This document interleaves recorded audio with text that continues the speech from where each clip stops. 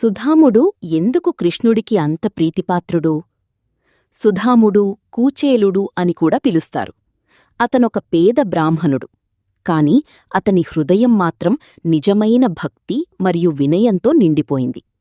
చిన్నప్పటినుంచే సుధాముడు మరియు కృష్ణుడు గురుకులంలో కలిసి చదువుకున్నారు. అక్కడే వారి మధ్య గాఢమైన స్నేహం ఏర్పడింది. కాలం గడిచింది. కృష్ణుడు ద్వారకలో రాజుగా జీవిస్తున్నాడు. సుధాముడు మాత్రం పేదరికంలో జీవిస్తున్నాడు.